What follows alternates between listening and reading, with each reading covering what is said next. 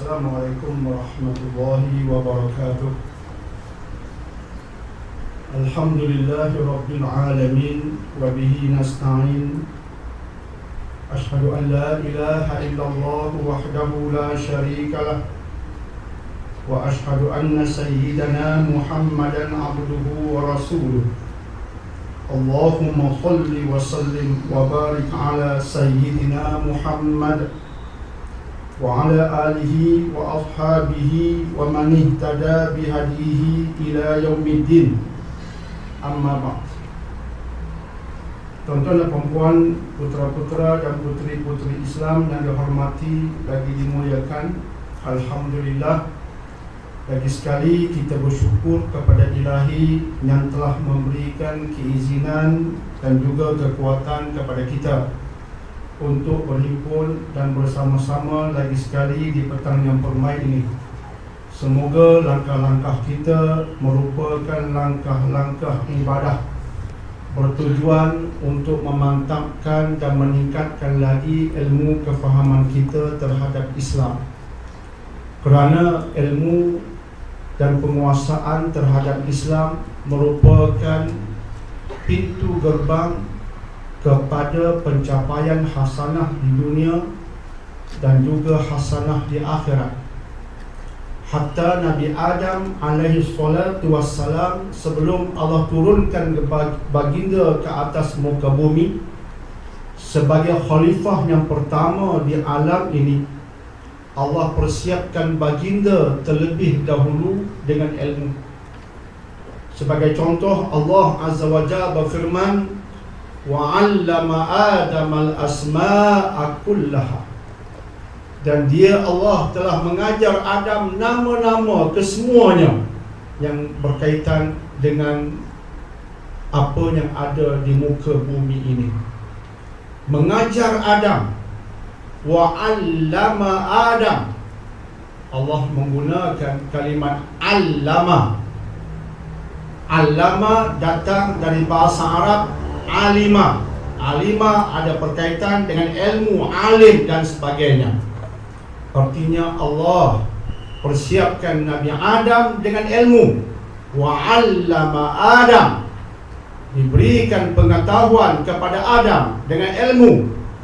Ilmu yang ada berkaitan dengan nama-nama makhluk ciptaan Allah yang wujud di alam yang sementara ini, sebagai persiapan bagi Nabi Adam untuk menjadi khalifah pertama di alam mayapada ini, sekaligus memberi isyarat kepada kita tentang kepentingan ilmu, memberi peringatan kepada Bani Adam tentang kepentingan ilmu. Dan akhirnya ayat-ayat yang lain mengulang-ulangi tema yang ada berkaitan dengan kepentingan ilmu ini. Hatta ketika sebagai contoh Allah bercerita tentang Nabi Yusuf alaihi salatu wassalam, dan pada suatu ketika Nabi Yusuf selepas dikeluarkan daripada penjara, kemudian mentakwil mimpi Raja Mesir ketika itu berkaitan ekonomi negara ketika itu. Akhirnya Nabi Yusuf berkata kepada raja, sebagaimana yang Allah sebutkan, rakamkan dalam surah Yusuf. Nabi Yusuf berkata, ij'alni ala khazainil ard. Wahai tuanku, lantik saya untuk menjadi penjaga khazanah bumi Mesir, setaraf dengan Menteri Kewangan Negara pada hari ini. Lantik saya menjadi penjaga khazanah bumi Mesir. Inni hafizun alim. Kerana ada padaku dua kekuatan. Kekuatan yang pertama, hafiz. Aku pemelihara. Aku ada kejujuran. Nak menjadi Menteri Kewangan, nak menjadi apa-apa menteri, apa-apa jawatan yang penting di sesebuah negara, Benda pertama yang kena ada hafiz, pemelihara yang jujur. Kalau tak ada hafiz, pergi madrasah jadi al-hafiz dulu. Jangan jadi menteri di atas jika tak ada hafizun. Jika tidak mampu mengawal, tidak mampu mengurus secara jujur. Nabi Yusuf alaihi salatu wassalam meminta jawatan. Ulama bincang panjang tentang perkara ini. Bolehkah meminta jawatan? Bolehkah kita pergi dan mengatakan, lantiklah saya wahai Tuhan untuk memegang jawatan ini? Boleh ataupun tidak? Berbahas berdasarkan kisah Nabi Yusuf. Rumusannya, Nabi Yusuf sendiri meminta jawatan. Apa salahnya? Namun ada syarat. Syaratnya ialah jika suasana ketika itu dalam negara tidak ada orang lain, melainkan kita nampak kita yang boleh melaksanakan tugas. Orang lain boya, orang lain penipu, kaki bodek. Bahaya. Bahaya jika diberikan pada A, B, C dan D. Nantilah saya tuanku. Masa itu meminta jawatan suatu yang baik. Namun kena ada kepada kita kelayakan. Kelayakan yang Quran sebutkan berdasarkan ayat tadi ialah saya mampu mengurus dengan jujur. Apatah lagi aspek kewangan. Kena mampu mengurus. Must be able to manage well. Mampu mengurus dana kewangan dengan baik, tapi dengan jujur. Ciri kedua, alim. Aku ada ilmu pengetahuan. Jadi alim ini, kepentingan penguasaan ilmu ini, temanya berulang-ulang. Dia mesti ada. Di samping kejujuran, penguasaan ilmu kena ada. Maka bila kita berhimpun di petang-petang seperti ini dan kita peringatkan ayat-ayat seperti tadi, ia memberi peringatan kepada kita bahawa langkah-langkah kita mencari ilmu ini merupakan langkah-langkah yang maha penting.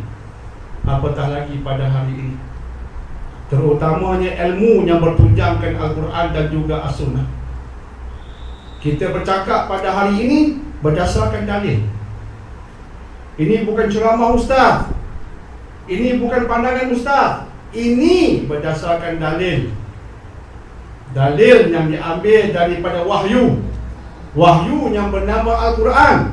Al-Quran difahami dengan metodologi yang betul. Kita bukan tafsir secara sembrono, ikut otak sendiri-sendiri, sembarangan. Ini bukan tempatnya. Kita bercakap berdasarkan Al-Quran, tetapi kita sedar dan kita menekankan selalu bahawa Al-Quran untuk memahaminya ada metodologinya. Untuk memahami Al-Quran ada metodologinya. Ingat kalimat ni, metodologi. Belajar Al-Quran ada metodologinya. Tidak boleh sembrono. Ada orang selepas mempelajari Al-Quran, dia menjadi semakin sesat. Sebab apa? Mempelajari Al-Quran, belajar Al-Quran, selepas itu makin jauh daripada agama sebab metodologinya salah. Al-Quran adalah wahyu yang ada juga metodologinya. Ingat kalimat itu. Ada budak sekolah bertanya saya, Dr. Daniel, apa itu metodologi? Budak sekolah bertanya. Saya berkata, orang tua apa bertanya adik? Apa itu metodologi? Ada adab dan caranya. Jadi kita merujuk pada kitab tafsir, kita berbincang tentang kaedah-kaedah, semua di bawah naungan metodologi yang betul. Jadi kita bersyukur pada petang yang permai ini, di petang Ahad ini, kita melangkah untuk ilmu. Sebab ilmu pintu gerbang segala hasanah, segala kebaikan, insya-Allah. Terus kita masuki agenda kita. Kita masih mengkaji surah nombor 2, surah Al-Baqarah. Petang ini kita akan mengambil 2 ayat biiznillah, iaitu ayat 215 dan 216. A'udzu billahi minasyaitonir rajim. Yas'alunaka madza yunfiqun. Qul ma anfaqtum min khairin falil walidaini wal aqrabin wal yatama wal masaki wa ibnis sabil. Wa ma taf'alu min khairin fa innallaha bihi alim. Kutiba alaikumul qitalu wa huwa kurhun lakum wa asa an takrahu syai'an wa huwa khairul lakum wa asa an tuhibbu syai'an wa huwa syarrul lakum wallahu ya'lamu wa antum la ta'lamun. Shadaqallahul azim. Al-Baqarah 215 dan 216.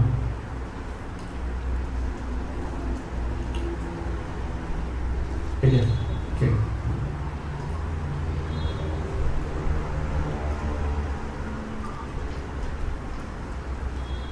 Mereka bertanya kepadamu tentang apa yang mereka nafkahkan.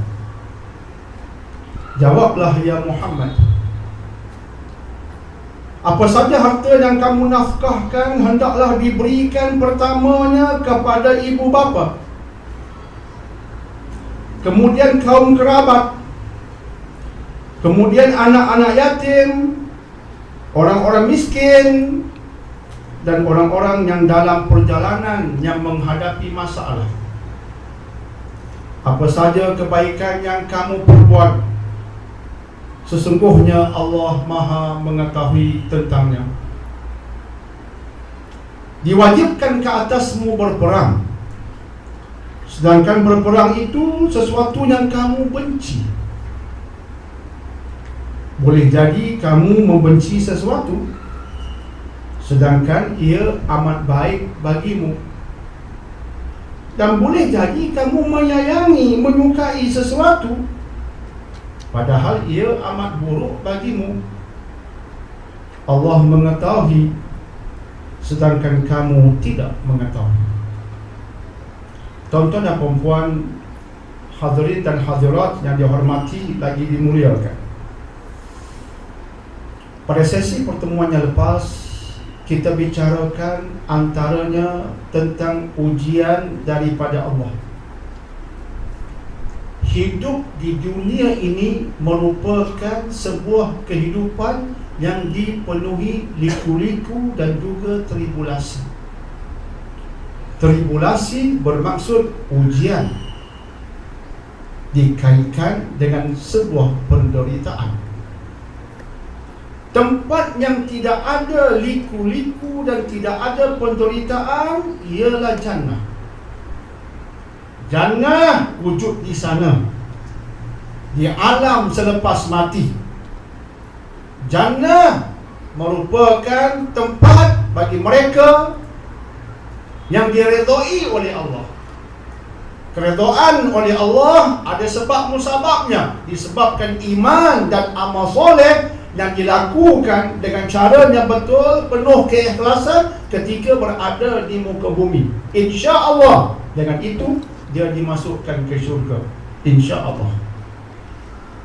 Di syurga tidak ada sebarang penderitaan, tidak ada sebarang stres, tidak ada iri hati, tidak ada dengki hati, tidak ada kecemburuan, tidak ada khianat, tidak ada kesakitan, tidak ada migrain, tidak ada kanser, tidak ada sebarang penderitaan.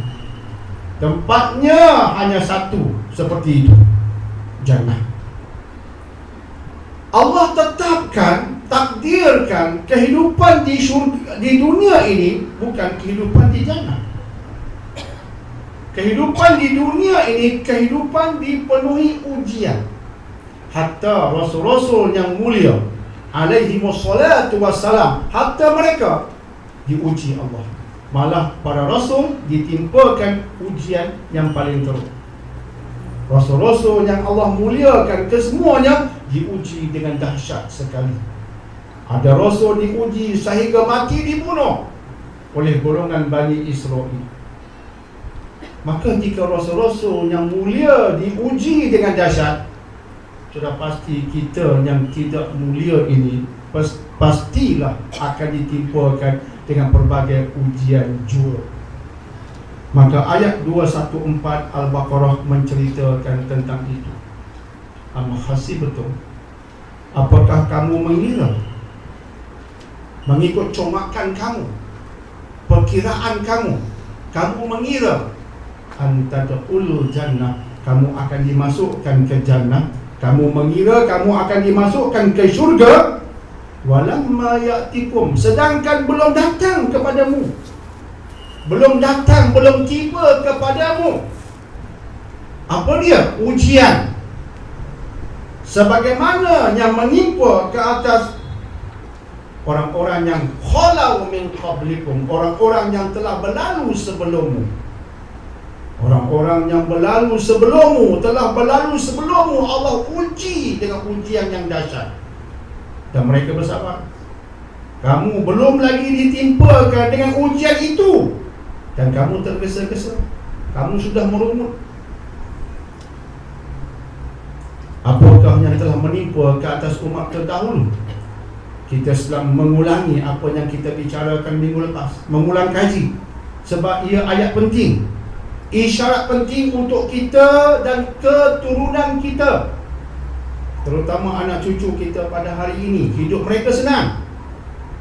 Mereka datang ketika kita agak senang. Mereka datang dalam kesenangan. Kita bertungkus lumus, mereka datang dalam suasana kita dah senang. Jadi kesakitan yang menimpa mereka tidaklah seteruk mana, tapi mereka sudah berasa teruk. Ujian yang menimpa mereka masih kecil, tapi mereka terasa teramat dahsyat, tak tertanggung deritanya. Peringatkan anak cucu kita tentang ayat ini. Bacakan kepada mereka ayat ini, guru-guru bacakan ayat ini kepada pelajar-pelajar di sekolah, di madrasah. Fahamkan mereka hanya satu ayat, sebab mereka perlu faham dunia ini sebenarnya tempat untuk apa? Tempat untuk diuji. Sebab itu di tempat yang akan diuji ini, landasan dan jalan hidup yang dipilih perlu betul. Jika tidak, sakit tak ada untung. Sakit dipenuhi rungutan, merugikan. Sakit mesti datang. Tetapi ketika sakit, jalan yang dipilihnya salah, maka dia tak menguntungkan diri. Kita mau sakit yang mesti mendatang. Ketika ia mendatang, jalan kita betul, sakit itu mengkifaratkan dosa, meningkatkan lagi maqam. Itu yang kita mau. Sebab jannah saja tiada ujian, sini dipenuhi ujian. Anak-anak kita, anak cucu kita, beritahu itu kepadanya. You jangan harap hidup di sini nak senang. You akan diuji dan diuji. Masathumul ba'sa'u wad-dharra wa zulzilu. Umat terdahulu telah diuji pertama dengan baksa. Dalam kitab Ibnu Katsir ditafsirkan baksa sebagai kemiskinan, kefakiran, hidup susah. Dharra, jika bukan itu, mungkin akan datang ad-dharra, kesakitan, penyakit, pening dan seumpamanya. Wazulzilu, dan goncangan, digoncang oleh sesuatu yang menakutkan, membimbangkan, merisaukan, hingga hati kita goncang, emosi kita goncang, dan tidak stabil. Umat terdahulu sudah kena semua itu. Kamu belum, kata Allah. Jadi kamu jangan rasa kamu senang-senang akan dimasukkan ke syurga, sedangkan kamu belum sangat-sangat diuji dengan 3 perkara itu: baksa, dharra, dan zulzilu. Hatta yaqul ar-rasul walladzina amanu ma'ahu mata nasrullah. Sehingga Rasul dan pengikut Rasul berkata, mata nasrullah, bila Allah akan bantu kami, dah teruk sangat ni, digoncang dengan dahsyat, diuji dengan dahsyat, hampir-hampir tak tertahan rasanya. Mata nasrullah, mata bila nasrullah, Allah akan datangkan bantuannya, pertolongannya. Bila? Ala inna nasrullahi qarib. Ketahuilah, di saat itu pertolongan ilahi hampir sekali. Ketika kita berasa tidak tertahan lagi, kita kena sedar pertolongan sudah begitu hampir. Ayat ini memberi isyarat kepada kita jangan langsung berputus asa. Sebab di saat kita hampir-hampir berputus asa itu, mungkin ketika itu pertolongan sudah hampir. Ketika kita hampir belum berputus asa, hampir berputus asa, sehingga kita berkata, ya Allah, bila lagi bantuanmu akan datang kepadaku, masa itu jangan give up, jangan berpatah balik. Sebab mungkin ia bermaksud ketika itu sudah dekat sangat. Macam orang mengorek terowong sekian lama, Allah, tak nampak jalan keluar, dia pun give up, patah balik. Padahal orang tengok dari luar guna satelit, lagi 1 inci saja nak temui jalan keluar, lagi 1 inci. Tengok melalui satelit, lagi 1 inci, dia berpatah balik, dia aku mati sahaja. Lagi 1 inci, dia dah korek 1 kilometer, lagi 1 inci saja nak sampai ke jalan keluar, dia sudah mengalah. Orang yang lihat dari satelit berkata, ruginya lagi 1 inci lagi, dekat dah. Dia tak tahu, dia merasakan lagi jauh. Sebab itu jangan layan putus asa. Yang kita kena layan ialah teruskan perjuangan, bila mana kita meyakini ia perjuangan yang baik. Teruskan walaupun penderitaan kita rasakan tiada hentinya, jangan berhenti untuk terus berjuang. InsyaAllah akhirnya akan ada kemenangan. Ala inna nasrullahi qarib. Jadi tuan-tuan dan puan-puan, hadirin dan hadirat yang dihormati lagi dimuliakan, kita mengulang kaji 214. Ingat ayat ini 214 Al-Baqarah, sebab ia menceritakan tentang senario hidup di dunia yang sementara ini. Dan ia menceritakan kepada kita tentang jalan ke syurga. Jalan ke syurga tidak mudah, tidak senang. Sebab itu kita nak kaitkan dengan Al-Baqarah 153 yang telah kita kaji sebelum ini. Tolong kaitkan ayat ini dengan Al-Baqarah 153. Jangan tak kaitkan dengannya. Kaitkan ayat ini dengan Al-Baqarah 153. Ya ayyuhalladzina amanu ista'inu bis-sabri was-salah innallaha ma'as-sabirin. Wahai mereka yang beriman, minta pertolongan kepada Allah dengan 2 cara. Cara pertama dengan sabr, dengan sabar. Cara kedua dengan solat. Allah bersama-sama dengan mereka yang bersabar. Jadi ketika diuji, di samping kita mencari jalan keluar, minta bantuan sana dan sini, jangan lupa yang paling penting ialah hubungan dengan Ilahi. Jangan lupa kunci induk kepada penyelesaian kesemua masalah. Jangan pergi cari kunci sana, kunci sini. Aduhai, mengapa tak bertemu kunci lagi? Sebab you lupa kunci induk. Kunci induk di sisi Allah. Kunci penyelesaian induk, kunci penyelesaian utama di sisi Allah, bro, di sisi Allah. Maka ayat 153 Al-Baqarah mengatakan, mintalah bantuan kepada Allah dengan sabar demi Allah dan solat kepada Allah. Maka dengan itu kunci di sisinya akan turun. Innallaha ma'as sabirin. Allah bersama dengan orang sabar. Orang sabar dia tak mudah berputus asa, dia akan terus bangun selepas jatuh dan sebagainya. Justru baru-baru ini keluar keputusan SDPM dan SPM. Mesti ada yang cemerlang, ketawa berdekah-dekah, ketawa terbahak-bahak. Mesti ada yang tak cemerlang.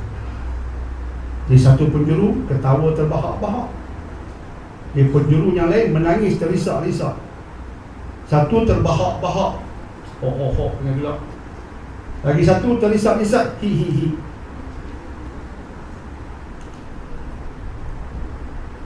Kita nak cakap pada yang terisak-risak dulu. You belum gagal lah, bro, sis. You sebenarnya belum gagal. You cuma terjatuh je. Dalam SDPM, SPM ini you terjatuh, tak cemerlang. Tak cemerlang, you mungkin terjatuh, tapi you belum gagal. Berapa ramai orang sudah jatuh dalam hidup, tapi dia tidak gagal. Thomas Edison pernah terjatuh, artinya pernah mencipta lampu tidak menyala. Ada meriwayatkan 1000 kali. Ada mengatakan lebih. Cuba nyalakan lampu, tak menyala. Cuba lagi, tak menyala, cuba lagi. Bukan 10-20 kali. Ada kata 1000 kali. Tapi pada kali yang berikutnya menyala sampai sekarang. Thomas Edison, pencipta lampu yang menyala. Sebab menyala lah, orang kenal dia. Kalau tak menyala, siapa mahu? Tapi orang tak pernah tahu sebelum menyala tu berapa ribu kali tak menyala. Ada satu buku dia tulis 10,000 kali. Betul ke saya kata? Ada satu buku motivasi tulisan barat, dia kata he failed 10,000 times. Lampu tak menyala 10,000 kali. Dia cuba tak menyala 10,000 kali. Nak kata dia gagal? Dia tak gagal, dia kata. Habis bila orang tanya, mengapa you kata you tak gagal? I tak gagal. You yang kata I gagal. I tak pernah kata I gagal. Mengapa orang kafir mindset dia betul? Agama dia salah tapi mindset dia betul. Mengapa? Orang Islam agama dia betul, mindset dia salah. Mungkin mengaji baca saja hak tapi tak faham.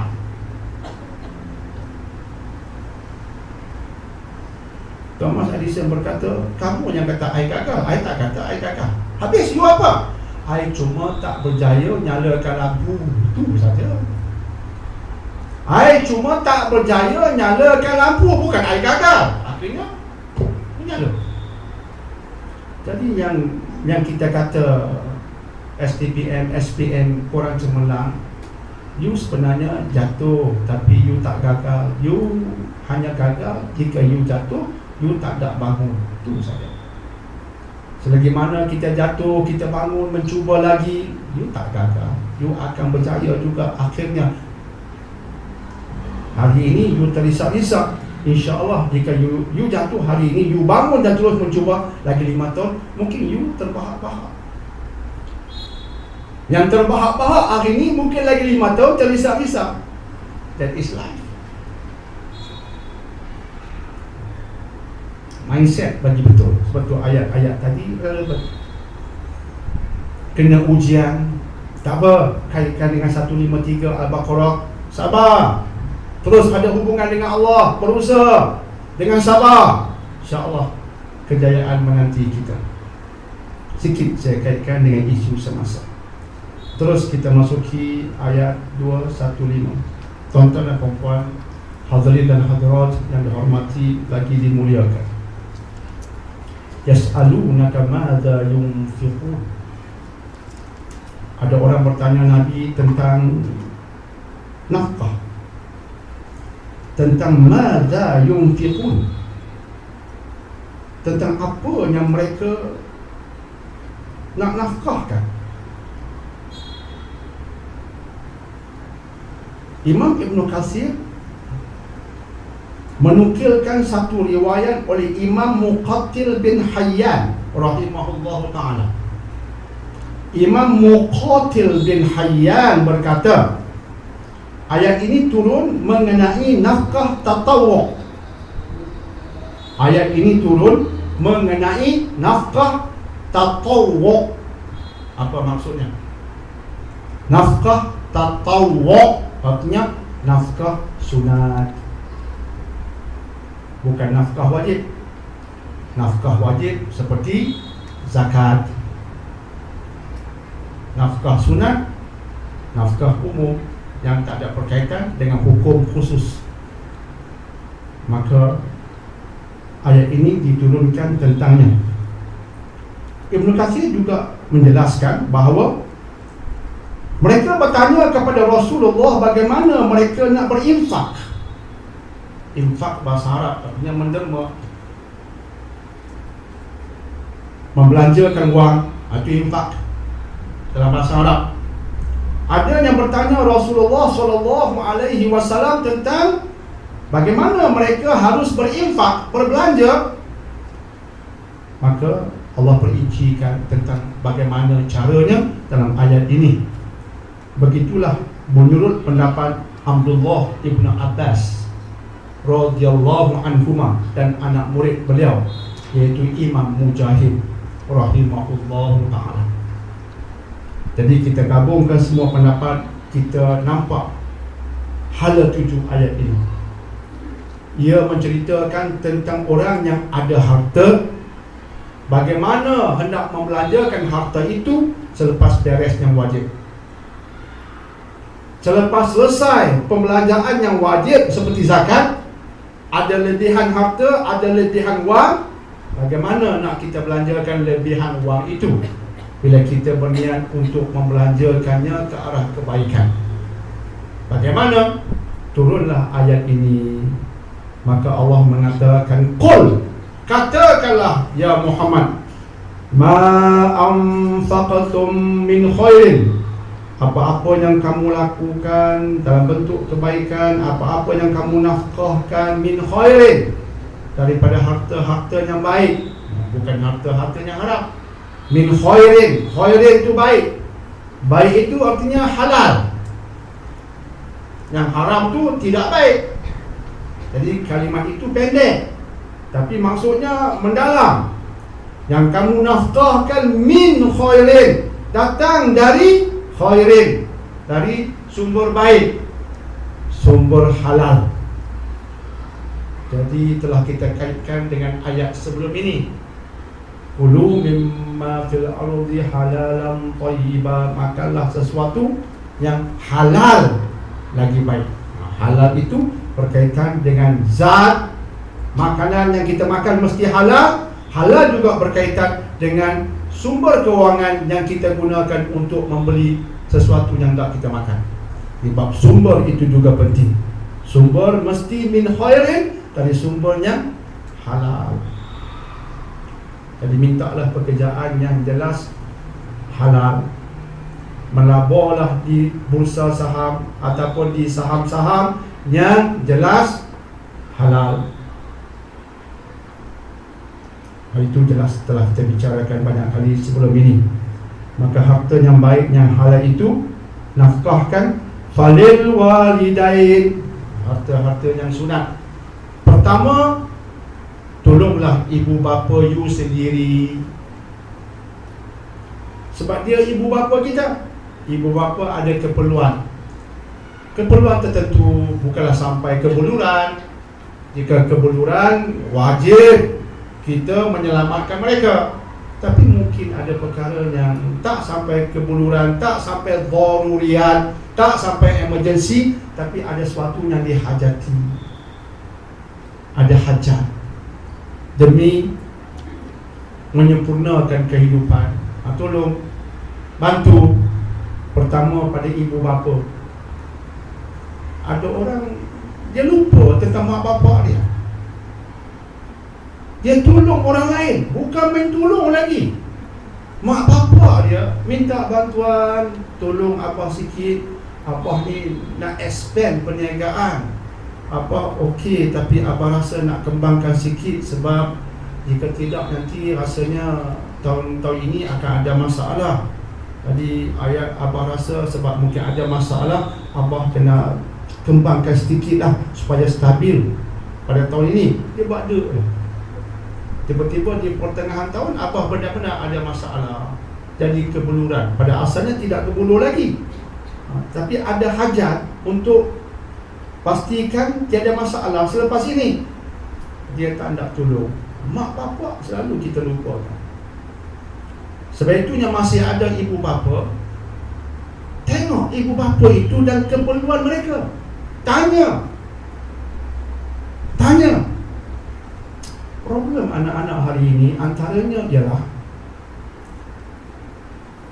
dia chat dengan orang. Chat, C-H-A-T, chat sampai tengah malam dengan orang lain, menyengit laptop punya chat, guna handphone punya chat apa entah. Tapi dengan mak pak tak ada apa-apa. Chat mesti bukan dengan mak pak dah. Ni chat dengan siapa? Chat dengan abah, bohong. Ni chat dengan siapa? Chat dengan mak. Sejam dengan mak, bohong. Biasanya bohong lah, jangan menipu. Chat dengan kawan-kawan sekolah dulu, dengan tunang, girlfriend, tu percayalah, itu gua percaya. Dengan bapa lu, gua tak ada percaya, kata orang moden. Dia chat dengan orang, dengan mak pak dia tak chat. Problem pertama, aspek komunikasi. Aspek yang kedua, anak-anak tu pun kais pagi makan pagi, kais petang makan petang. Nak fikir tentang diri dia pun sakit kepala. Dia cuma ngam-ngam untuk keluarga dia. Mak bapak bersusah payah untuk dirinya dan keluarga.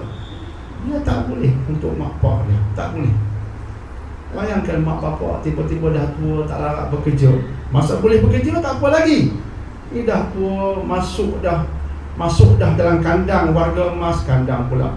Masuk dah dalam ruang warga emas, gaut, kata orang kampung gaut pun datang, jantung pun lemah, cek darah pum 200 pas 120 darah tinggi, cek gula pum 20 kencing manis. Tiba-tiba doktor cek pula, oh kencing manismu terlampau teruk, sudah merosakkan buah pinggang, kena dialisis, kena keluar duit yang banyak. Masa itu anak kata, minta maaf abah, kami ngam-ngam, cukup-cukup kami ya. Abah minta zakat, tengok. Jadi anak-anak tak boleh bantu. Itu problem kedua. Ini penyakit masa kini. Ada yang mampu, dia tak kisah. Kami dalam zakat Pulau Pinang, kami cukup rasa pelik. Sebab kadang-kadang kami terpaksa tolong. Orang kata zakat buat tak kisah. Jangan menipu. Contoh laporan baru ini, bila pengarah zakat Pulau Pinang melaporkan kena tolong dah ribuan orang ditolong. Ribuan. Setiap hari kena menapis permohonan ratusan satu hari. Permohonan untuk dibantu setiap hari, kertas permohonan. Tuan-tuan puan-puan tahu di Pulau Pinang berapa permohonan kami dapat? Ratusan jumlahnya in one day. Takkan nak bagi begitu saja pejam mata. Tiba-tiba tak kena dengan orangnya, dosa. Orang cakap senang, terpaksa ni kerja keras. Pegawai kerja keras, jangan main-main. Nak menapis, besok ratusan lagi. Yang sudah dibantu bukan jumlah ratusan, ribuan. Tahun lepas pertambahan orang yang susah. Tahun ini dijangka lagi meningkat. Yang sudah dibantu ini ribuan, sudah dibantu. Datang pula pelajar yang dari Jordan, setengahnya kata kami terpaksa balik. Jordan ramainya balik, tak boleh sambung pembelajaran sebab kejatuhan mata wang. Negara lain pun bermasalah, kita kena bantu juga. Tapi bayangkan nak bantu banyak mana? Nak bantu banyak mana? Dia nak hidup setiap hari, bukan seorang dua minta. Orang kata duit zakat banyak. Duit zakat memanglah banyak, tapi yang nak dibantu lagi banyak. Kalau kita bagi seorang sikit, Allah, ada 8 asnaf. 8 asnaf. Bukan lungguk semua untuk satu asnaf. 8 asnaf. Memang orang tak tahu, tak duduk di penjuru itu, tak tahu. Tapi yang kami pelik ialah ada orang tua yang terpaksa diberikan zakat, padahal bila kita selidik anak dia kaya raya. Ibu bapa miskin di Pulau Pinang, anak kaya di KL. Kami selidik, tak apa kita bantu, sah dia miskin, tapi on record, on paper, dia ada ramai anak. Atas kertas dia ada ramai anak. Kita nak selidik anak-anak ini dia buat apa. Kita kontak anak kaya raya, tapi tak pernah terfikir nak tolong ibu bapa. Itu problem ketiga. Sebab apa? Ini orang intelektual. Ada doktor yang kaya, anak itu doktor perubatan moden, tak fikir langsung tentang mak bapa. Tuan-tuan perempuan dengar terkejut kan? Kami terkejut. Tak dididik ke? Hati batu ke? Allahu'alam. Tak ada jawapan. Yang kena buat, tolong kena bantu mak bapak ini merana sana. Anak kaya. Ayatnya relevan. Balik kaji status mak bapak di sudut ekonomi. Ini bab ekonomi. Bab agama telah kita bincang banyak kali. Semayang jaga, itu dah kita bincang dah. Ekonomi pun Islam tekankan. Jangan hanya bertanya, Abah semayang ke? Jangan hanya bertanya itu. Tanya juga, Abah makan tak lagi? Tanya tu juga. Orang tua jika ditanya bab makan tak lagi, percayalah, orang tua kata orang Pok dia renyih. Jika tanya kat dia, Abah semayang tak lagi? Tak apa nak suka. Mayang. Abah makan tak lagi sarapan? Muka dia lain. Ada orang tua pergi ziarah di hospital, ada orang tua dia bisik kat telinga saya, Dr. Daniel, ya pakcik, buat macam tu kat saya, nak cakap. Dia pun bisik perlahan, dah tenang, bisik perlahan kat telinga saya, Doktor ingatnya, ni cerita 5 tahun lepas, Doktor ingatnya orang tua-tua ni cakap lagi lembut. Saya pakcik. Dan yang kedua, jangan lupa tanya dia makan tak lagi. Saya ingat sungguh bisikan sebelum dia meninggal, cakap lembut-lembut, InsyaAllah pakcik, jangan lupa tanya dia makan ke tak lagi. Jadi saya faham dari situ, orang tua-tua cukup suka aja kalau tanya tu. Sebab tu bila jumpa orang tua-tua, mesti soalan pertama, pakcik dah makan dah ke? Oh, punya senyum. Padahal dah makan. Tanya tu dulu. Jangan tanya semayang duha tak lagi. Jangan tanya semayang, dia tak suka. Tanya makan dulu. Tadi Allah sebut tentang ekonomi dalam ayat ini. Tanya juga tentang ekonomi. Maka tolong mak bapak kamu dahulu. Okay. Yang kedua, wal aqrabin, kaum kerabat. Kaum kerabat ini adik-beradik, saudara mara selain daripada ibu bapa. Ada abang, ada kakak, ada cucu. Semua itu kaum kerabat. bapa saudara, anak saudara, semua itu kaum kerabat. Ambil tahu, kena ambil tahu susah payah mereka, kena ambil tahu. Sebab itu saya suka kalau family ini dia ada contohnya WhatsApp, sesama family guna teknologi, tapi guna teknologi untuk kebaikan. Chat sana, chat sini tak ada faedah. Baiklah ada WhatsApp dan Telegram untuk sama-sama boleh bertanya khabar, dapat khabar. Bagus sangat. Manalah tahu dalam satu tulisan itu saya abang bermasalah, kemudian boleh tak tolong abang, mana seorang dapat tahu telefon, mungkin tak nak bincang, ada benda yang rahsia, apa masalah, sekian. Okey, saya akan WhatsApp, saya akan bertanya siapa yang boleh bantu. Selesai mungkin secara yang cepat.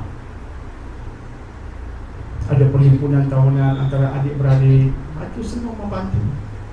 Duduk jauh-jauh, bukan senang nak bertemu, tapi ada ruang, ada saluran untuk kita mengetahui masalah saudara mara.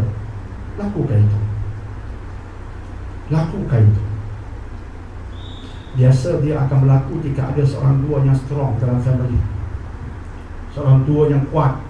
Kuat ni artinya dia ada kuasa dan dia guna kuasanya untuk jadikan semua ini secara yang baik. Biasa kalau dalam family ada seorang dua begitu, jadi elok. Tapi jika seorang dua yang kuat tapi jenis kepala batu suka bergaduh, jadi memang tak elok. Dia ada seorang dua yang dia pula tu mungkin tua sedikit, yang dia hormati, ada kuasa, dia hormati, dia initiate the way. Jadi elok. Nak cari seorang dua itu. Yang ramai yang lain tunggu saja. Cik tak berani, tu ramai. Yang seorang dua yang berani, ada power, buat benda baik. Buat, bagi jadi elok. Tapi kena buat. Wal aqrabin. Yang ketiga, wal yatama. Sudah berkembang. Mak bapak, kaum kerabat, kemudian nak bantu lagi. Wal yatama. Gaza ramai anak yatim, Syria ramai anak yatim, tempatan pun ada anak yatim, tapi mungkin sudah terbantu, dah ada wisma anak yatim dah, tempat pun ada. Biasa tempat kita ni anak yatim memang orang bantu sungguh, alhamdulillah. Ada wisma, ada tempat, ada van. Kalau di Malaysia ni masya-Allah lah, anak yatim nampak cara umumnya terbela. Maka kita perkembangkan kepada anak-anak yatim di kawasan lain.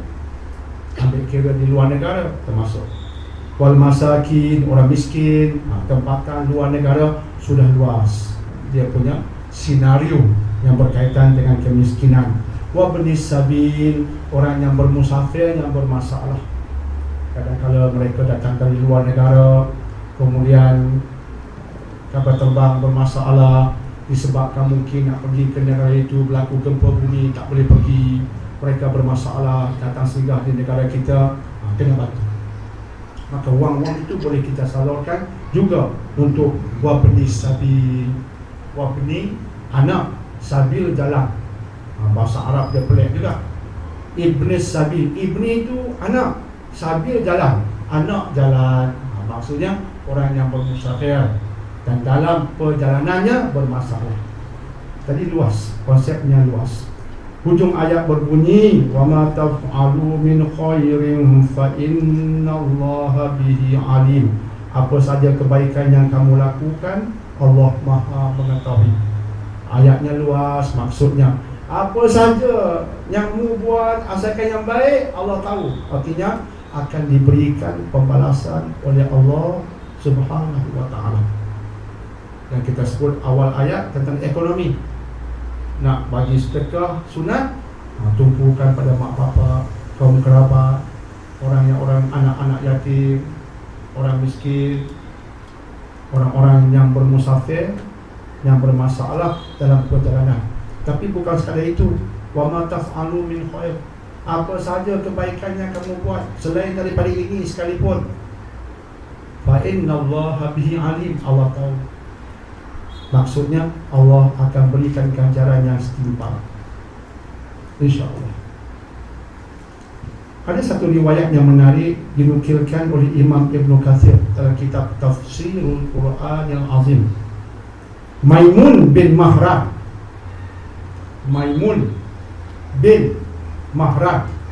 rahimahullah ta'ala, setelah membaca ayat ini, beliau kemudiannya berkata, inilah sasaran ke mana infak diberikan.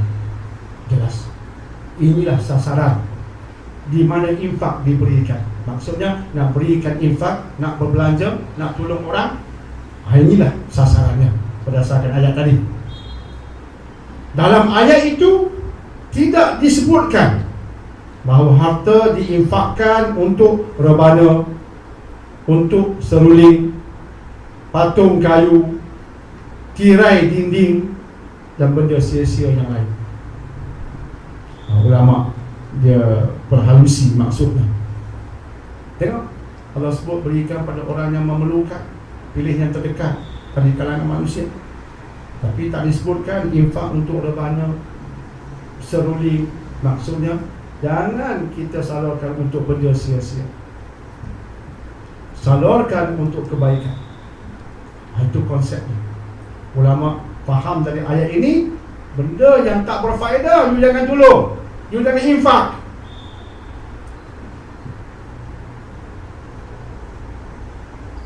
Jadi macam sekarang di Malaysia sebagai contoh, orang nak buat program-program, kadang-kadang konsert-konsert, kita tahu tak berfaedah. Dia pun minta lah bantuan, pertolongan untuk program itu. Kononnya bagi dia berfaedah, tapi kita tahu ini lara. Jangan infak kepada mereka, jangan diinfak, jangan ditolong.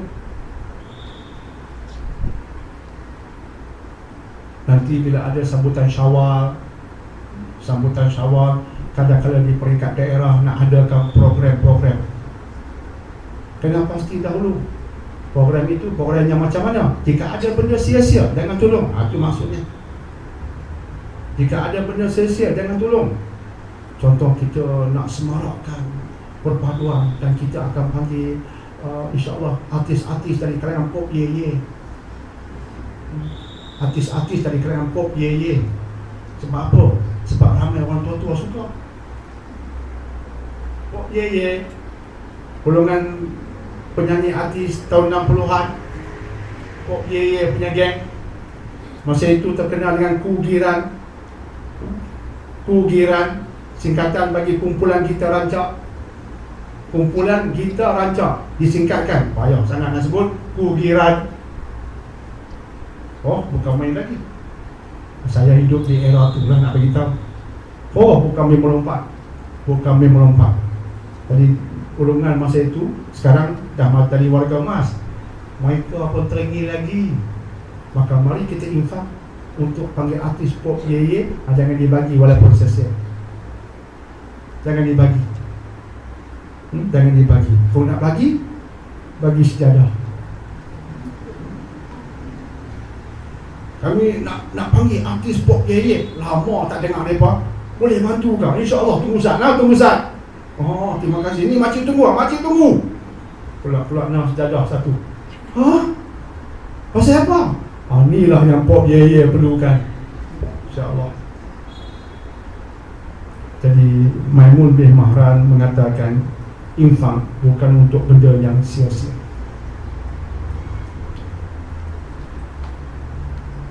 Tuan-tuan dan puan-puan, hadirin dan hadirat yang dihormati lagi dimuliakan, terus kita masuki ayat 216. Kutiba alaikumul qitalu wa huwa kurhul lakum. Diwajibkan. Kutiba ditafsirkan sebagai wajib. Diwajibkan qital. Diwajibkan ke atas kamu qital. Qital artinya berperang. Kita pernah sebutkan di sini kalimat jihad, ia berbentuk umum. Jihad artinya perjuangan yang luas, maksudnya jihad harta, Macam kita sebutkan tadi, bantu orang berjuang untuk menegakkan Islam, kita berikan harta. Contoh orang Gaza, Palestin, dia berkata, kami bukan mau kamu datang berperang di sini, kamu jangan datang. Orang Malaysia jangan datang ke Gaza untuk berperang, jangan. Sebab kamu tak tahu selok-belok di sana, kami yang tahu. Biar kami yang angkat senjata dan berperang, kamu jangan datang. Kami tak perlukan dirimu di sana, tapi tolong kami dengan wang. Jadi kita berjihad dengan wang. Ada yang berjihad dengan pemikiran, bagi idea.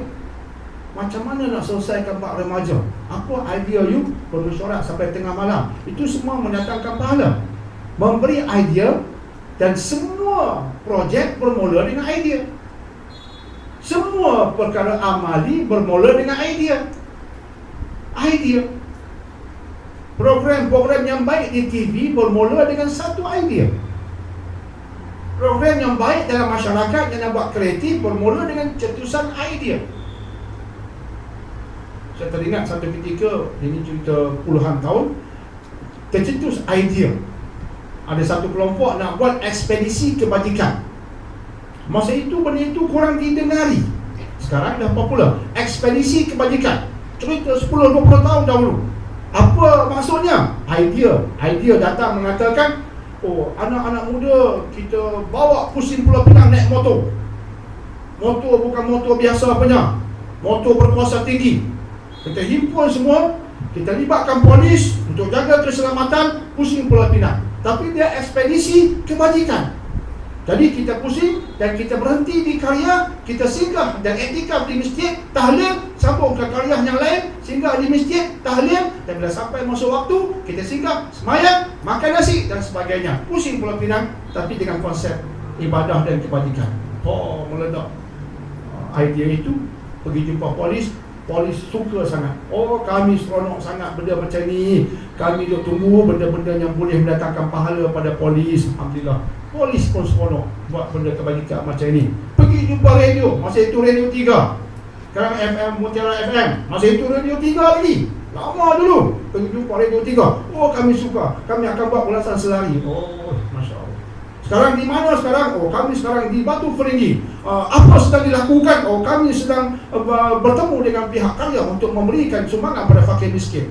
Bagaimana reaksi orang-orang di sana? Oh, reaksinya bagus sekali. Maklumlah nak bagi wang pada fakir miskin. Sampai pula ke balik pula. Di mana sekarang? Oh, sudah sampai di Titi Teras. Apa ada di sana miskin dan kampung? Tanya. Kita jawab. Happy remaja. Doktor, bila nak buat lagi macam tu? Bila nak buat lagi? Apa ingat senang. Tapi insya-Allah. Jawab insya-Allah pun dah lama, insya-Allah. Kami pun dana nak cari duit. Mereka hanya datang, isi program. Bantu untuk itu, bagus juga. Jadi, ia satu perjuangan. Idea, dia bermula dengan idea. Projek datang kemudian. Idea dulu, satu jihad. Dan termasuk jihad ialah jihad dalam konteks peperangan. Jadi jihad dalamnya juga ada jihad peperangan. Namun kadang-kadang jihad peperangan digunakan kalimat yang lebih khusus, iaitu qital. Itulah yang digunakan dalam ayat 216 ini. Kutiba alaikumul qital. Digunakan kalimat qital secara khusus bermaksud perang. Perang fi sabilillah. Kutiba, seperti kutiba dalam konteks berpuasa. Kutiba alaikumus siyam, itu puasa. Kalimatnya sama, kutiba, maksudnya wajib. Kalau bab puasa, kutibanya wajib. Bab perang, kutiba di sini pun maksudnya wajib. Berperang tu ada masanya wajib. Itu kita kena faham hukum. Berperang ada ketikanya wajib. Bila musuh menyerang bumi Islam, orang Islam kena bangun ketika itu. Dan bangun berperang, hukumnya wajib. Gaza diserang, umat Islam bangun di sana, hukumnya wajib. Umat Islam yang lain membantu mereka, sebenarnya hukumnya wajib juga. Mereka wajib mempertahankan Islam di sana, tapi mereka perlukan bantuan kita. Selagi mana dia perlukan bantuan kita, kita wajib membantu. Menentang Israel dan kuncu-kuncunya. Wajib ke atas mereka, wajib ke atas kita. Jadi ada masa qital itu wajib. Ayat ini diturunkan, kata Imam Ibn Katsir, ayat ini mengandung ketetapan kewajipan jihad daripada Allah bagi kaum muslimin agar mereka menghentikan kejahatan musuh di wilayah kaum muslimin. Menghentikan kejahatan musuh. Bila musuh masuk wilayah Islam untuk menghancurkan kita dengan mengisytiharkan perang, mereka melakukan kejahatan dan kemungkaran. Kita wajib berperang, membalas tindakan mereka agar mereka menghentikan kejahatan di wilayah kaum muslimin. Hukumnya wajib ketika itu. Dan jelas 13 tahun umat Islam zaman Nabi di Mekah, kewajipan perang tidak ada. 13 tahun umat berada di Mekah, mereka dalam keadaan lemah. Maka ayat tentang kewajipan qital tidak ada. Ayat tentang kewajipan qital berperang hanya datang selepas hijrah, selepas wujud negara Islam. Jadi yang boleh mengisytiharkan perang ialah sebuah negara Islam, kecuali kalau kita diserangi. Tetapi dalam konteks nak mengisytiharkan perang secara rasmi, kena ada sebuah negara. Bab mempertahankan diri tiada masalah. Macam rumah dimasuki pencuri, kita diserangi, kita pertahankan diri, sentiasa boleh. Tapi untuk mengisytiharkan perang secara umum, dia perlukan satu yang rasmi, iaitu sebuah negara Islam. Sebab itu ketika umat Islam berada di Mekah, tidak ada kewajipan untuk kita. Selepas hijrah ada negara Islam, baru turun ayat tentang perang. Maka ketika kewajipan untuk berperang diturunkan, ayat itu turun, ada sahabat yang rasa tak selesa. 13 tahun tidak berperang di Mekah, di Madinah tiba-tiba turun ayat tentang kewajipan berperang. Jadi ada yang kurang selesa. Sebelum kita perincikan bab ini, mari kita lihat apa kata Imam Az-Zuhri sebagaimana dinukilkan oleh Imam Ibn Katsir. Jihad diwajibkan bagi setiap individu, baik yang berada dalam peperangan ataupun yang tidak ikut berperang. Orang yang terakhir yang tidak ikut berperang, apabila diminta bantuan, dia harus memberikan bantuan. Jadi yang tidak ikut berperang, macam kes Gaza tadi, dan diminta bantuan, wajib kita berikan bantuan. Dan jika diminta untuk berperang, tolong kami datang berperang, dia hendaklah berperang. Tapi jika tak diperlukan, maka dia tinggal di tempatnya. Dan diminta bantuan lain, wajib diberikan bantuan yang dipohon itu. Itu fatwa Imam Az-Zuhri. Asalnya perang itu hukum wajib, sebab ayat ini mengatakan wajib. Tapi dalam keadaan tak diperlukan, tak apa. Tapi dalam keadaan diperlukan kita bangun berperang, hukum itu wajib ke atas kita sebagai individu. Secara umum memang wajib, tapi bila ada keperluan untuk kita bangun berperang, tak dapat tidak, wajib jatuh pada kita. Tapi jika wajib kita sendiri pergi berperang, kewajipannya tidak ada, senarionya tidak begitu, tidak ada tuntutan ke arah itu, tapi diperlukan bantuan lain, wajib kita berikan bantuan yang diperlukan itu.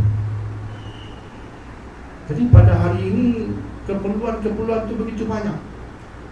Sebab itu kadang-kadang bila kita hidup bermasalah, orang tanya saya jawab, saya ni ada masalah itu, masalah ini, sakit itu, pergi jumpa doktor ni tak baik, jumpa pakar ni tak baik, jumpa pakar tulang tak baik, jumpa pakar saraf tak baik, jumpa hemopati tak baik, jumpa refleksologi tak baik.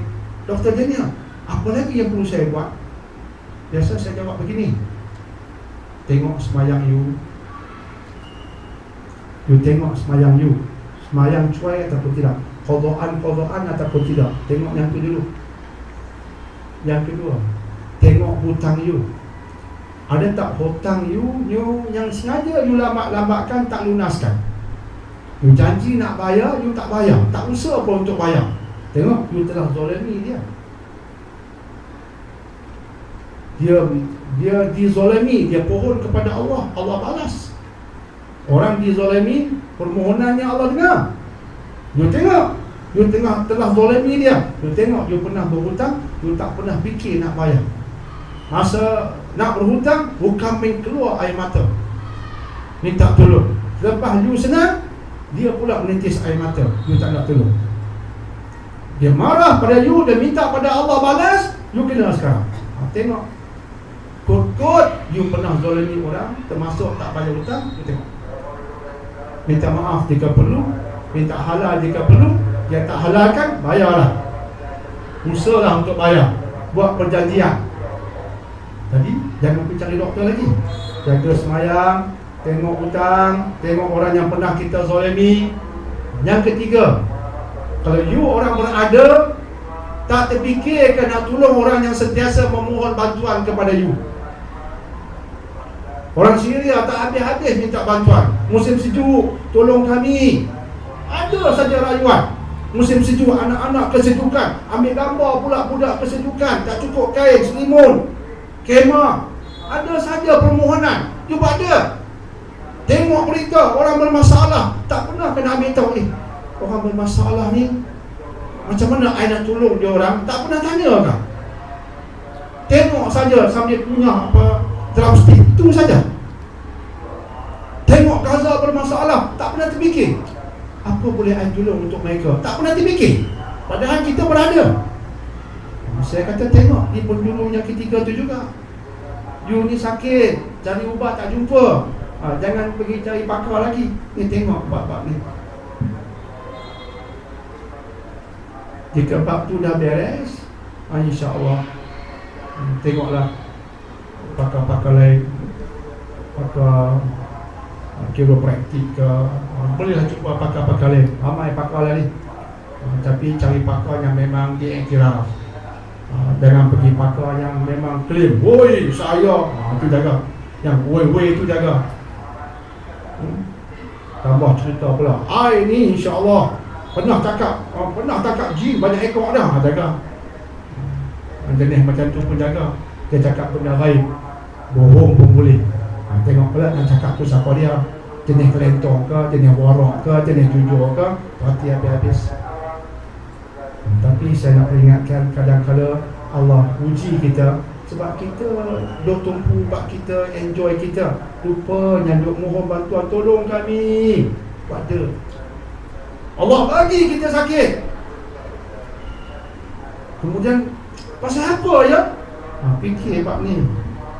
Fatwa Imam Zuhri, orang mohon bantuan, mereka terpaksa berperang, bermasalah macam Syria, Gaza, Palestin, berperang, mohon bantuan dari kita. Kita buat dia. Jadi Allah pun uji kita. Mengapa aku diuji? Sebab orang lain lagi teruk diuji, kamu buat dia. Fikir sama ke arah situ. Fikir sama ke arah situ. Di dunia orang perlukan bantuan, kita tak bantu. Fikir tentang kecuaian kita di penjuru macam tu. InsyaAllah.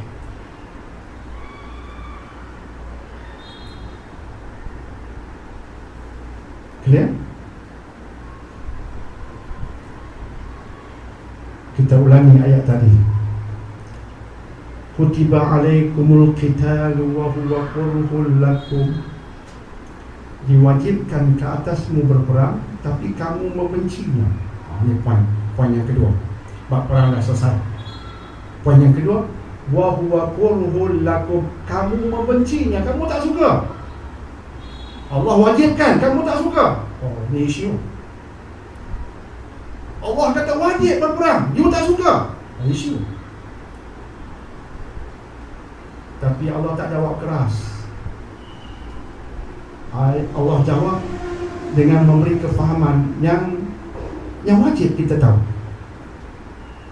Wa asa an takrahu syai'an wa huwa khairul lakum. So, ini kaedah besar tuan-tuan dan puan. Please remember this verse all your life. Tolong ingat ayat ni sampai mati, tuan-tuan dan puan-puan. Formula dia dahsyat. Formula tentang hidup, formula psikologi. Ayat ni power sungguh. Dia juga penawar bagi kita. Memang penawar sungguh. Dahsyat penawar yang ada pada ayat ini. Apa maksudnya? Wa'asa, dia bermula dengan itu. Kenyataan penawar itu bermula dengan wa'asa. Mungkin maybe antakrahu syai'an. Mungkin ada benda yang kamu tak suka. Perang kamu tak suka. Ya, Allah beritahu secara umum. Oh, perang kamu tak suka. Mungkin ada benda yang kamu tak suka. Wa huwa khairul lakum, tapi benda yang kamu tak suka itulah sebenarnya baik bagimu, penawar bagimu. Subhanallah. Ayat ni pertama saya belajar di Mesir. Di Malaysia belum pergi Mesir tak pernah dengar ayat ni. Tu dengar cuma Yasin, tak pernah sentuh Baqarah. Pergi Mesir baru dia ajar ayat ni. Dan Masya Allah, bila saya dengar ayat tu, dia penawar. Terus saya sedar ini penawar bagi hidup. Penawar. Sebab kita hidup ni ada benda yang kita tak suka. Tiba-tiba Allah beritahu, boleh jadi benda yang kamu tak suka itulah penawar. Khair tu kebaikan. Benda yang you benci tu boleh jadi Allah nak ubah mindset kita.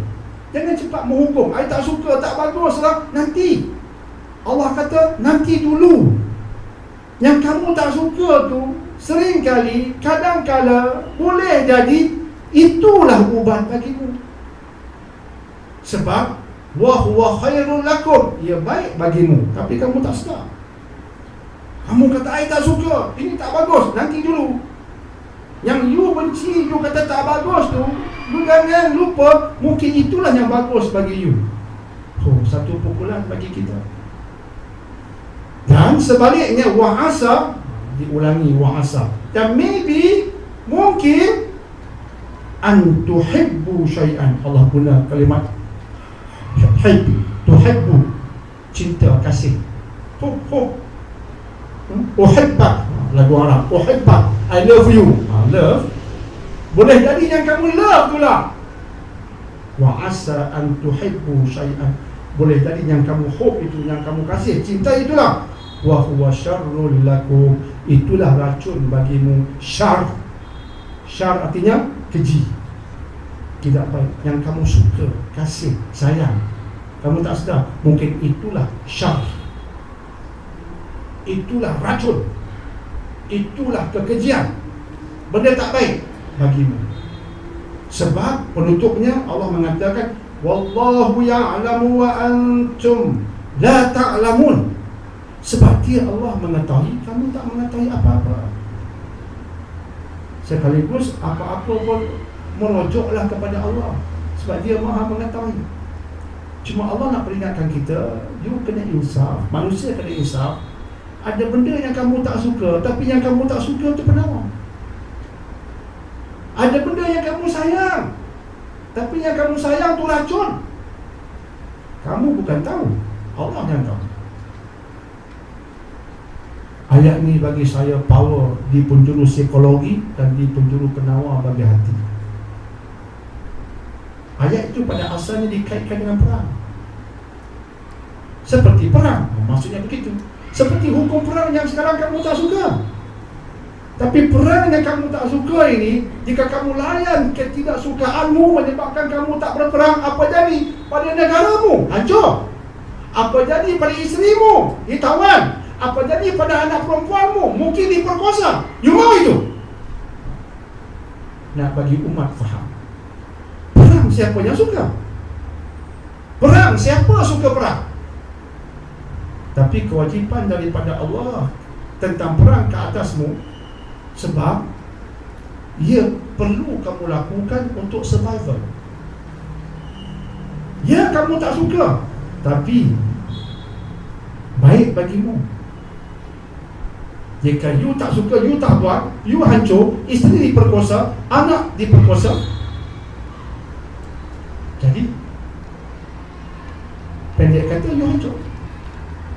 Keluarga musnah, negara diambil orang.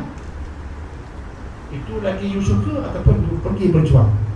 Susah sekejap, tapi you berjaya, you menang, Alhamdulillah. Maka para sahabat pun faham, terus berjuang, terus bina empire. Selepas dibina empire, harta tawanan, harta rampasan perang melimpah ruah. Kita pernah bercakap ketika Parsi runtuh, Rumah Putih Maharaja Parsi dikuasai, harta melimpah ruah. Sebahagian dihantar pada Umar Al-Khattab, mahkota diraja dengan berlian-berlian dihantar pada Umar Al-Khattab. Umar terkejut lihat sampai dengan selamat, tak ada benda yang hilang. Jujur sungguh tentera Islam. Tidak tengok ambil seketui apa salahnya. Seketui belia takkan Umar tahu. Satu pun tak hilang. Jujur sungguh tenteraku. Ketika itu kekayaan melimpah ruah selepas peperangan. Jadi dengan peperangan yang ikhlas, Allah tolong, menang, kaya raya. Akhirnya Nabi berkata, akan sampai masa seorang wanita dari Iraq berjalan pergi ke Mekah untuk bertawaf seorang diri. Dia tak takut melainkan pada Allah. Kamu akan menang sehebat itu, sehingga ada wanita dari Iraq berjalan seorang diri, tidak ada orang yang menemaninya, pergi bertawaf di Kaabah seorang diri. Dia tak takut apa-apa pun.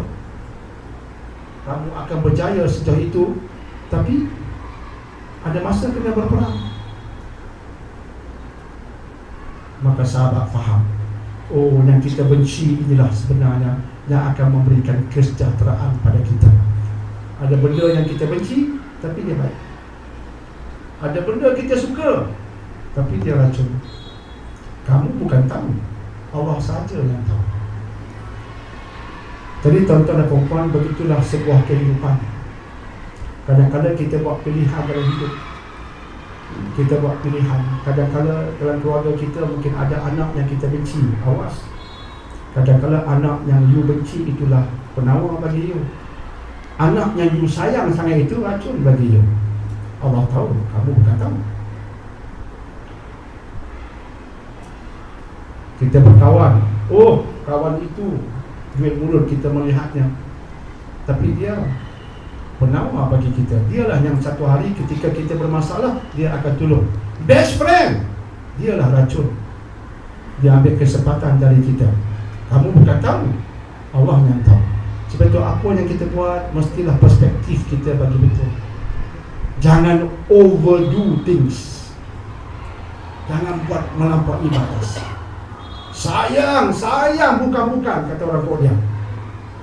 Benci bukan main lagi. Awas dengan semua perasaan itu. Sebab saya ulangi, ada benda yang kamu tak suka, kata Allah, tapi dia penawar. Ada benda yang kamu sayang, tapi dia racun. Kamu bukan tahu, Allah yang tahu. Dalam kitab tafsir Ibn Kathir, di penghujung pembahasan ayat ini disebutkan, maksud ayat ini juga mencakupi segala hal yang bersifat umum. Saya nak sebut itu sebab pangkal ayat tentang perang. Nanti ada orang mengatakan ayat ini khusus tentang perang. Tidak.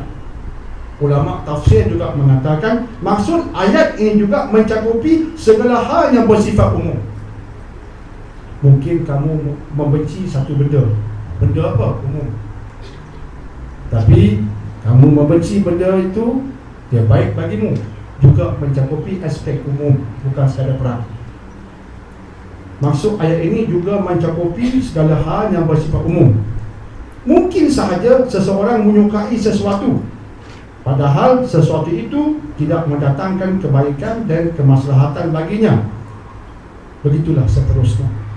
Macam kita sebutkan tadi, cuma saya baca semula untuk kita faham bahawa tidak salah mengaplikasi ayat tadi untuk maksudnya lebih umum. Tidak hanya disempitkan dalam konteks benci berperang, tapi benci dalam aspek lain tak boleh diguna pakai. Tidak. Boleh diaplikasi dalam konteks kehidupan. Dia diterima, kata ulama tafsir berdasarkan tafsir Ibn Kathir. Contoh perang, Contoh bab perang, salah satu contoh. Tapi aplikasinya luas, tidak hanya dikhususkan kepada isu perang. Tuan-tuan dan puan-puan, ayat ini penawar, ayat ini peringatan. Jika ada sesuatu yang kita tak suka, fikir habis-habis. Tak suka sebab apa? Sebab mungkin di sebaliknya ada penawar. Jika ada benda tiba-tiba kita suka, spontan, fikir habis-habis. Sebab berkemungkinan, Allah kata asa, berkemungkinan, maybe. Jadi Allah mahu kita berfikir beberapa kali. Tapi kalau yakin, berdasarkan hujah, berdasarkan info yang kuat, yang benar, berdasarkan musyawarah, syura dan sebagainya, dengan orang-orang yang sepatutnya kita musyawarah, nampak oh keputusan itu macam itu lebih elok, silakan. Tapi takut kita tergesa-gesa membenci sesuatu sedangkan ia baik untuk kita. Takut kita tergesa-gesa menyukai sesuatu sedangkan ia racun bagi kita. Kita bukan tahu, Allah sahaja yang tahu. Itu penentunya power. Kita bukan tahu, Allah sahaja yang tahu. Jadi tuan-tuan dan puan-puan yang dihormati lagi dimuliakan, alhamdulillah petang ini kita bicarakan dua ayat yang amat bermakna bagi kita. Pertama, bagaimana menafkahkan harta tatawuk, bagaimana menginfak, membelanjakan harta dalam konteks pembelanjaan yang sunat. Dan yang keduanya tentang cara menilai isu-isu dalam kehidupan. Jangan tergesa-gesa bertindak, fikir habis-habis sebelum bertindak. Sebab ada benda yang kita benci tapi dia penawar, ada benda yang kita kasih tapi dia racun. Kita bukan tahu, Allah sahaja yang tahu. Alhamdulillah, semoga apa yang kita bicarakan mendatangkan kebaikan kepada saya terlebih dahulu dan pada kita semua. Semoga diberkati Allah Subhanahu wa ta'ala. Kita buka pada soalan ya. Saya sekejap, Amir Rita. Plaster.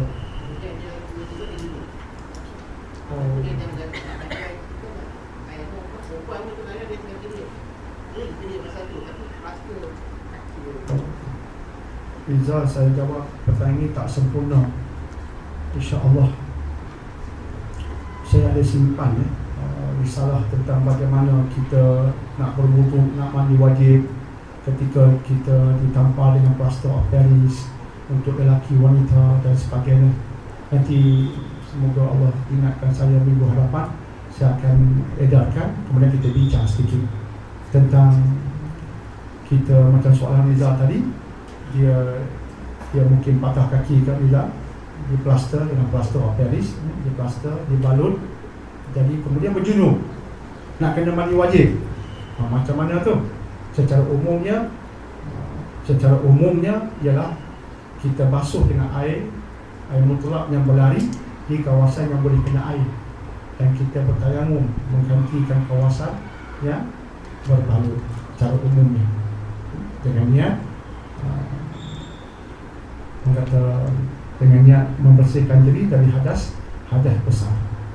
InsyaAllah perincian akan saya bincangkan minggu hadapan, saya akan edarkan supaya nampak lebih jelas, InsyaAllah. Allahu a'lam bishawab. Ya, kita buka pada soalan. Ya, sila Ustaz.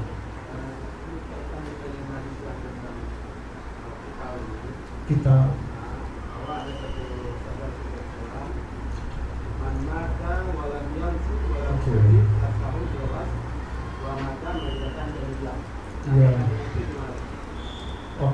hadis tu sahih. Hadis tu sahih insya-Allah. Sesiapa, mari kita lihat hadisnya. Hadisnya dia riwayatkan oleh Imam Muslim. Dibacakan tadi terjemahannya. Barang siapa yang meninggal dunia dan dia tak pernah ikut berperang, tak pernah dan juga tak pernah berkeinginan untuk berperang, tak pernah ikut kita, tak ada keinginan untuk berperang fi sabilillah, maksudnya bukan semata-mata berperang, maka dia meninggal dalam keadaan jahiliyah. Soalannya, apa maksud jahiliyah di sini? Jahiliyah dia membawa dua makna. Maksud yang pertama ialah jahiliyah dalam kesesatan yang nyata. Contoh, sebelum Nabi Muhammad SAW diutus, era bumi Arab ketika itu era jahiliyah, dengan maksud penyembahannya songsang, cara hidupnya songsang, semuanya songsang. Jahiliyah pertama, jahiliyah pekat. Jahiliyah yang kedua bermaksud tidak betul, tidak berada di atas landasan yang betul. Ada satu riwayat yang ada unsur motivasi pada riwayat itu. Abu Darda pernah berkata pada Bilal, Bilal ini kulitnya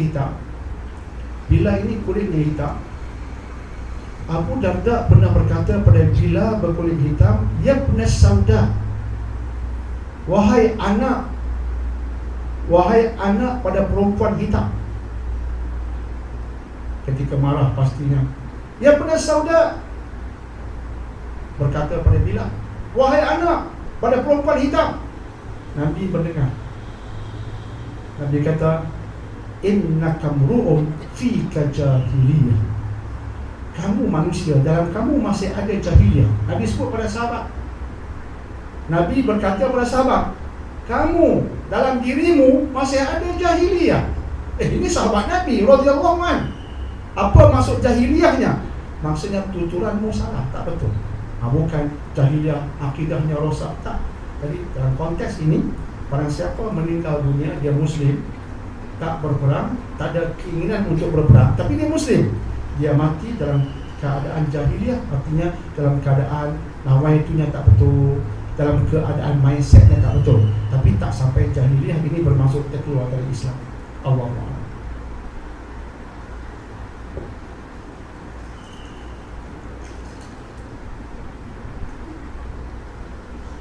Betulkah kalau kita beri brus yang ada disebut bristles, maka dia mesti dari babi? Babi memang menimbulkan banyak isu.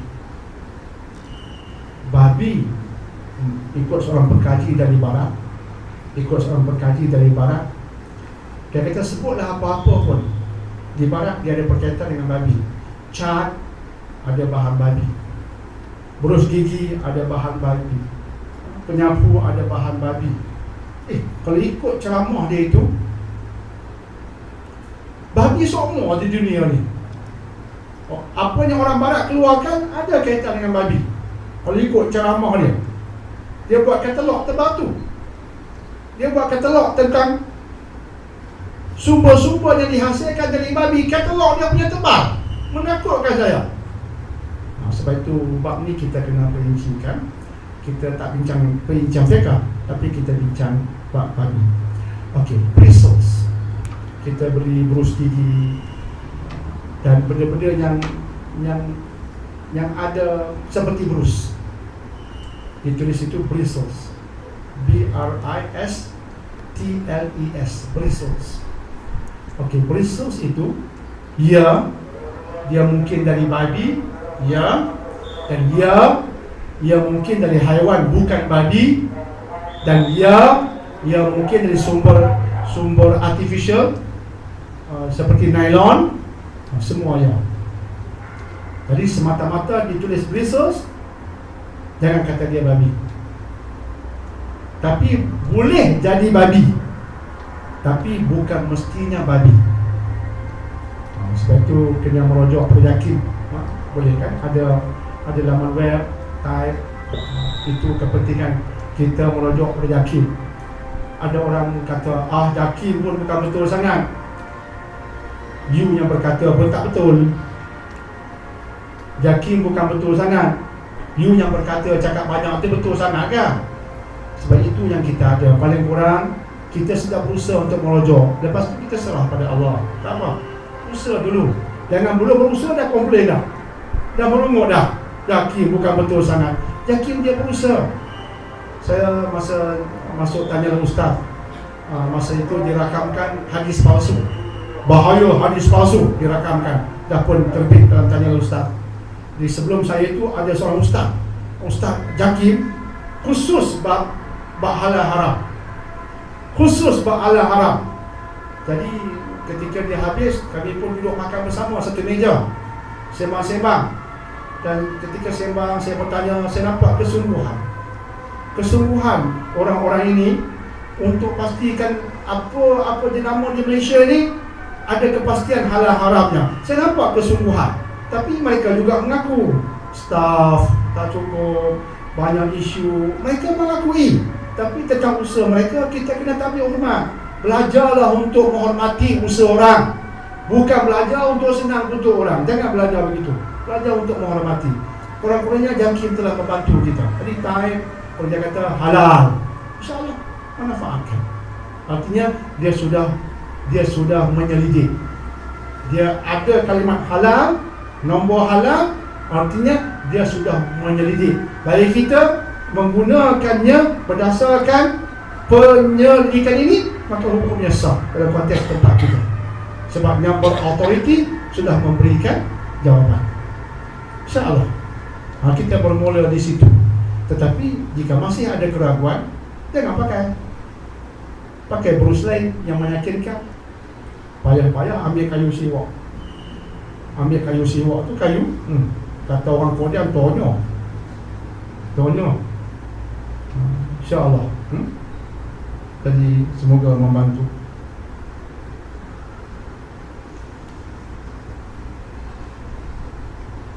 Saya mungkin tentang EPF, setelah ditolak zakat, apakah baki semua itu sudah halal? Ini isu di Malaysia. Isu di Malaysia yang dikatakan negara Islam Malaysia. Orang politik kecoh di atas, tapi bab EPF pun tak selesai. Kita dikatakan Malaysia sebuah negara Islam. Kadang-kadang kita dengar geli hati, nak tergelak pun ada, geli pun ada. Sebab EPF ini jika betul-betul Islami, tak ada isu sekarang. Tapi yang jelas pelaburan EPF tak semuanya syariah compliant. Pelaburan EPF bukan 100% syariah compliant. Sebab itu timbul isu ni. Dan memang sah. Ada pelaburan EPF, wang ini kita lapor sebab kewajipan. Majikan ada bekerja, mesti kena masukkan dalam EPF. Sebahagian duit dia, sebahagian wang daripada majikan, wajib. Tidak boleh masuk, boleh disaman ke dalam mahkamah. Memang kena buat ikut undang-undang. Jadi kita pun alhamdulillah kita ikut. Dan kesian orang tua-tua lepas pencen nak keluarkan wang EPF, ada berapa ratus ribu, 120,000. Alhamdulillah, orang punya pakcik ni dapatlah membiayai kehidupan baki hidup yang ada dengan duit EPF. Tiba-tiba dia beritahu pakcik, bukan semuanya halal pakcik. Terduduk pakcik ni. Allah, pakcik tu Arab ni lah, pakcik tu ingat apa pemimpin kita ni orang Islam ke atas, dia sebut Islam ke atas. Ni pasal apa dia lah bawa kat kapiak? Pakcik pening kepala. Dia katakan Islam kapiak. Ni macam mana ni? Inilah problem politik yang tak meletakkan syariat di atas. Baik, itu bab lain. Kalau ikut Dr. Zaharuddin pakai ekonomi kita, ikut Dr. Zaharuddin, kajian dia kata ada dua pandangan. Dia utara dua pandangan. Salah satunya 50% tak halal. Ambil balik yang kita labur, wang kita yang asam, yang kita labur campur semua, ada kan? Yang baki itu keuntungan. Yang kita tu kita punya lah. Jadi kita tak rugi sebenarnya, tak rugi. Cuma kita bicarakan nak ambil keuntungan. Tadi ada dua pendapat. Salah satunya 50%. 50% halal, lagi 50% baitul mal. 50%, 50% bukannya rendah. Ada yang berkata lebih. Nak kena kaji lagi Pak. Ini pandangan-pandangan. Sebab tu dia kata ada dua pandangan buat sementara. Tadi kalau pihak EPF ni buat kajian lebih mendetail, alangkah bagusnya. Tolong kita. Tapi yang pasti tuan-tuan dan puan, wang EPF sebahagiannya pelaburannya tidak halal. Itu yang pasti. Itu yang pasti. Pelaburannya sebahagiannya tidak halal. APF mengesahkan tentangnya. Kesian di sebuah negara dikatakan Islam timbul isu. Kesian. Allah.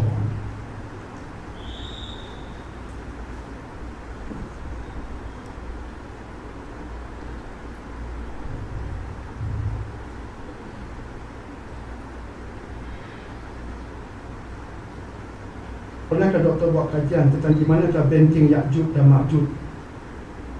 Pernah tak saya menjawab soalan ini? Di manakah benteng Ya'juj dan Ma'juj? Pernah tak saya menjawab? Belum? Tak pernah menjawab. Jangan lupa melihat halakah. Ini antara kajian yang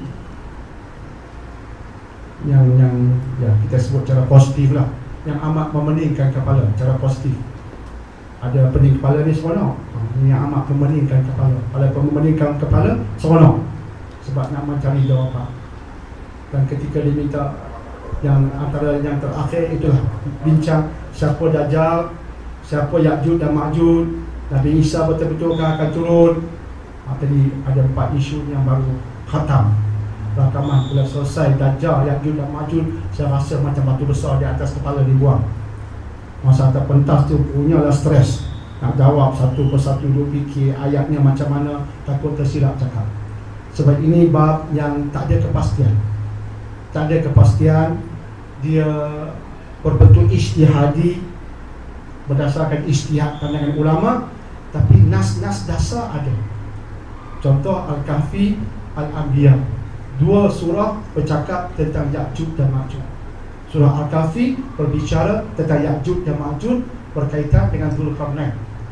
Raja Dzulqarnain, raja yang Dzul, mempunyai Qarnain 2 tanduk. 2 tanduk dalam bahasa Arab bermaksud timur dan barat, yang menguasai timur dan barat. Hebat raja ini. Gelarannya Dzulqarnain. Ada yang berkata Dzulqarnain itu gelaran bagi Alexander the Great.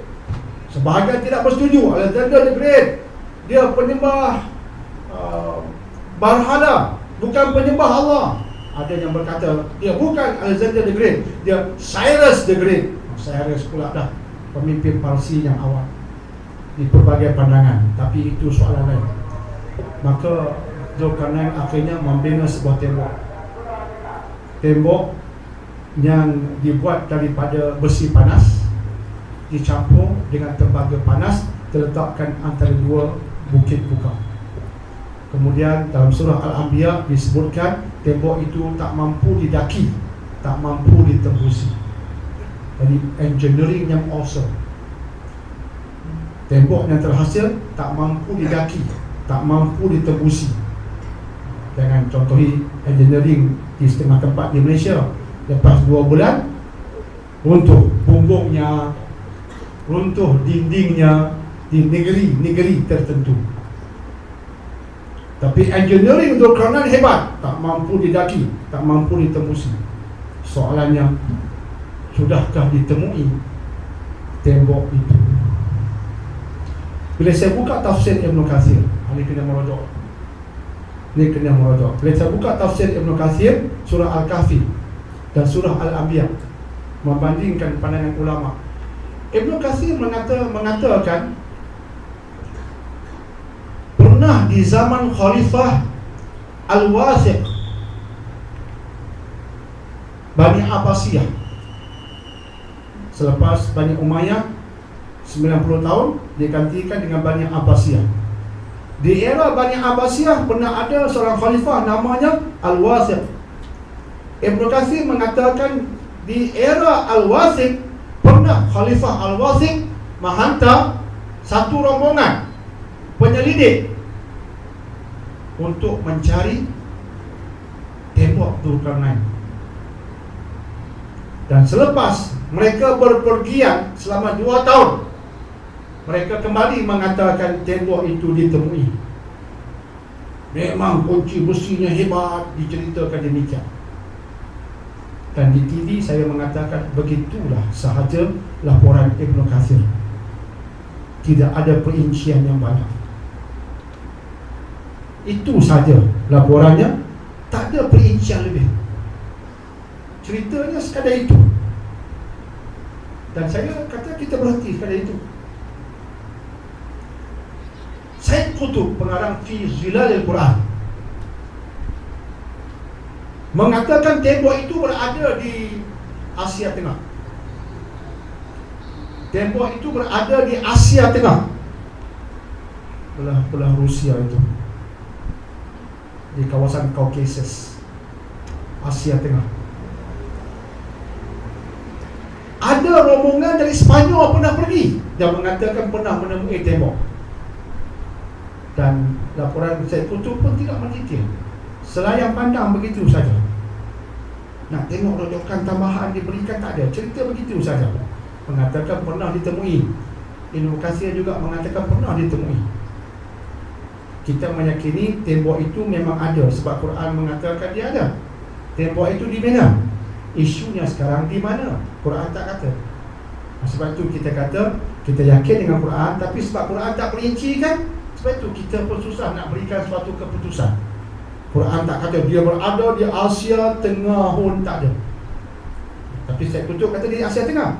Jadi pandangan. Temboknya panjang mana? Tak ada. Berapa meter? Tak ada. Jadi kita kata dia ada, mungkin di Asia Tengah.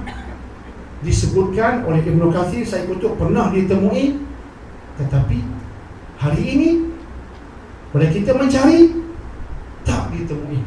Akhirnya Said Hawa dalam Al-Asaf di Tafsir mengatakan, di zaman moden ini, jika betul-betul tembok itu masih ada, dengan teknologi yang ada, dengan satelit yang kita gunakan, mesti nampak. Said Hawa ni otak bagus sikit ni. Dia tak cakap pelik-pelik. Oh, dia berada di bawah sana. Mereka buat sorok. Dia tak guna bahasa konspirasi. Dia kata di era sekarang, jika dia ada, mesti nampak. Kita boleh cari. Tak boleh sembunyikan dengan teknologi yang ada. Kalau ada, mesti nampak. Bahasa Said Hawa. Said Hawa merumuskan tembok itu ada dan telah runtuh. Dan Said Qutb dengan Said Hawa agak bersetuju. Ini pandangan. Dia telah runtuh. Dan mereka mengatakan tidak mustahil. Bahasanya berlaku kan? Tidak mustahil dia runtuh ketika golongan Tatar Mongol keluar memusnahkan bumi Iraq. Sebab ada hadis mengatakan mereka itu matanya setek, badannya besar, gempal, betul-betul macam golongan Mongol. Said Qutb, Said Hawa mengatakan dia runtuh masa itu. Mongol keluar dengan kekejamannya, bermula dengan Genghis Khan, kemudian datang Kublai Khan. Ketika memasuki Iraq, ialah Hulagu Khan. Jangan tambah dengan Khan-Khan yang sekarang, orang marah. Berhenti tak kat Hulagu Khan. Kejam sungguh. Memang mata sebet, badan gempal. Ya. Jadi kata Said Hawa, Said Qutb telah beruntung. Ya'juj dan Ma'juj yang datang akhir zaman, Ya'juj yang Ma'juj yang datang di gelombang terakhir. Maksudnya gelombang yang berbeza. Di zaman Zulkarnain gelombang pertama, gelombang kedua, gelombang ketiga. Ya'juj dan Ma'juj di zaman Nabi Isa alaihi salatu wassalam di akhir zaman, dia gelombang kemuncak, gelombang terakhir. Tapi bab tembok telah beruntung. Mengapa mereka berani berkata demikian? Sebab ayat yang Allah pilih, sebutan kalimat yang Allah gunakan, Futihat. Futihat bukan runtuh, dibuka. Maksudnya yang runtuh itu dulu, yang buka ni akhir zaman. Jadi kalimat-kalimat itu yang digunakan Nabi dan juga Quran menjadi pembahasan dan ada munasabah. Kalau saya sendiri tengok bila Said Hawa, saya baca buku Said Hawa, belum pergi ke TV, saya dah pening, tak boleh buat keputusan. Tapi bila saya baca buku Said Hawa, saya rasa macam jiwa ni dah tenang sikit. Saya pun photostat, saya pun scan, hantar kat ustaz-ustaz berkenaan yang fasih bahasa Arab. Tolong yang ustaz yang fasih bahasa Arab, tolong malam ni baca. Selari dia dengan apa yang anda faham. Ustaz pun yang fasih bahasa Arab, balik luar negara pun baca. Anda faham begini-begini. Alhamdulillah, selari macam saya faham. tahu masalah rumusan yang saya sebutkan tadi. Semoga menjawab dah sikit sebanyak. Tapi jangan lupa nak tengok halakah hari Sabtu 6.30 petang, InsyaAllah minggu hadapan fasa keempat. Lepas tu jangan lupa si mata satu. Tadi yang pelik akan datang selepas ini, InsyaAllah. Allahu a'lam bishawab. Ya, saya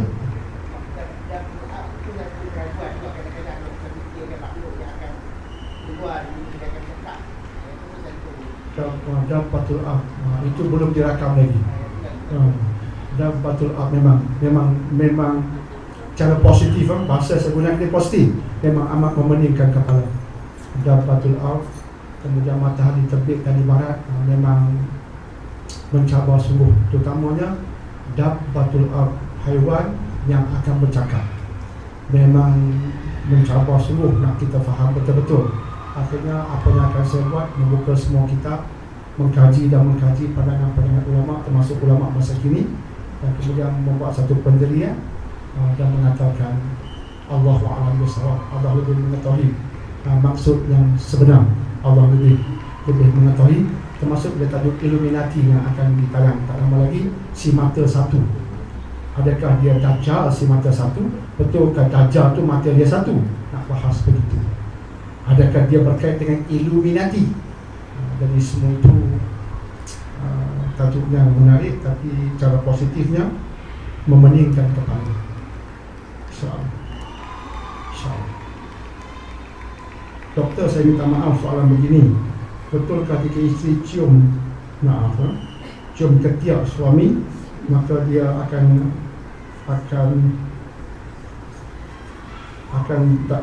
pertingkatkan sistem imunnya? Mungkin dia, tapi mungkin kita masuk ICU. Dua-dua mungkin pertingkatkan sistem imun, tapi mungkin kita masuk ICU, tak keluar-keluar, komatus, tak ada nas. Saya faham ada orang bercakap demikian. Banyak pun yang merepek yang dihantar melalui WhatsApp dan juga Telegram. Dalam bab-bab seperti ini, Quran diam. Quran bila bicara tentang suami isteri, dia bicara tentang hak dan tanggungjawab. Itu besar. Bahasa Quran bahasa besar. Sebab tu sering saya mengatakan, jika ustaz-ustazah nak cakap bab suami isteri ni, tak usah panggil Dr. Jamia, tak usah. Saya tak erti. Saya bab Illuminati, Dajjal, Ya'juj dan Ma'juj, insya-Allah. Bab hari kiamat serius, okey. Tapi bab nak lepek gelak suami isteri, sorry lah, pergi panggil ustaz lain. Sebab bahasa saya mudah. Ambil ayat Quran mengatakan suami isteri yang bahagia, yang tunaikan hak dan tanggungjawab. Nak gelak apa? Tapi itulah yang pokoknya pun. Tunaikan hak dia, tanggungjawab kita. Dia pun begitu. Banyak beres. Pilih berdasarkan Quran dan Sunnah dan akhlak yang baik. Banyak beres. Tak banyak yang boleh diceramahkan, tak banyak boleh diceramahkan. Quran dan Sunnah bicara bab itu. Maaf cakap, bab ketiak-ketiak ni Quran Sunnah tak bicarakan. Tuan-tuan dan puan minta maaf. Tapi dah tanya, bab ketiak-ketiak ni Quran Sunnah tak main. Tak ada pentingnya kita tahu pun. Maaf cakap, bab hendaklah setiap kali makan bersama keluarga, silakan. Tapi ada keluarga yang berjauhan, masa tidak nak makan sekali. Jadi tak praktikal. Jadi apa yang dipentingkan ialah tu, hak tanggungjawab. Walaupun jauh, hak tanggungjawab you jaga. Jadi itu yang Quran Sunnah ulang-ulangi. Jadi itu saja yang kita nak tekankan. Tetapi dalam hal-hal yang Quran Sunnah tak sebut, hal duniawi, jika ada kajian yang sahih,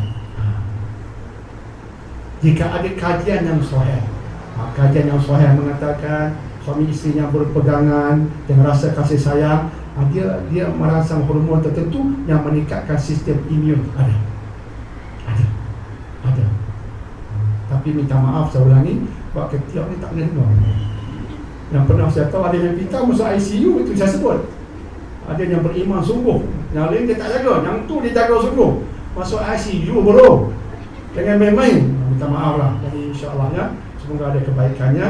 Insya-Allah minggu hadapan ada insya-Allah. Apa-apa yang baik daripada Allah, yang kurang kelemahan saya sendiri. Aku qauli hadza wa astaghfirullah li wa lakum. Bismillahirrahmanirrahim. Alhamdulillahirabbil alamin. Wassalatu wassalamu ala asyrafil anbiya'i wal mursalin sayyidina Muhammadin wa ala alihi wa sahbihi ajmain. Rabbana atina fid dunya hasanah wa fil akhirati hasanah wa qina adzabannar. Wa sallallahu ala sayyidina Muhammadin wa ala alihi wa sahbihi wa sallam. Walhamdulillahirabbil alamin. Subhanakallahumma wa bihamdik asyhadu an la ilaha illa anta astaghfiruka wa atubu ilaik. Bismillahirrahmanirrahim. Wal 'ashr innal insana lafi khusr illa alladhina amanu wa 'amilus shalihat wa tawasaw bil haqq wa tawasaw bis sabr. Wassalamualaikum warahmatullahi wabarakatuh.